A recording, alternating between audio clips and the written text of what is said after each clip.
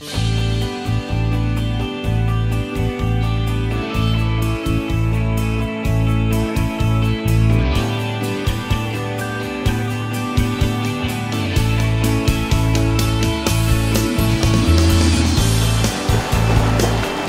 que nous montrent les meilleurs athlètes du monde, souvent dans leurs interviews d'après-course, je ne m'étais pas fixé de limite.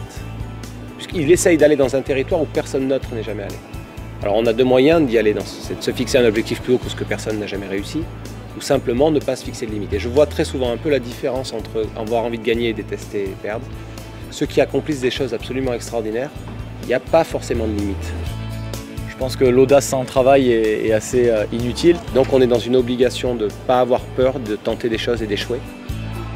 Les compétitions, c'est toujours un plaisir, même si je ne suis pas en forme, même si quelquefois on est derrière des adversaires, c'est pas grave, c'est la bagarre. Voilà, je fais de la piscine depuis tout petit parce que j'aime la bagarre, j'aime pas perdre, j'aime être à côté d'un adversaire et essayer de le battre. Ça, c'est génial.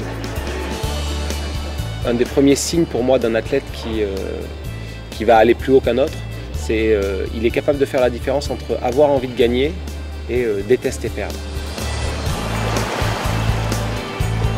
Aller en compétition en reculant, c'est assez rare, même si je déteste perdre et que c'est probable que ça arrive à certaines compètes, mais je ne me laisserai jamais faire et c'est toujours un plaisir d'aller affronter les adversaires. C'est grâce à cet adversaire-là qu'on va devenir le meilleur de soi-même et il faut le détester assez pour être capable d'accepter l'idée de vouloir le battre.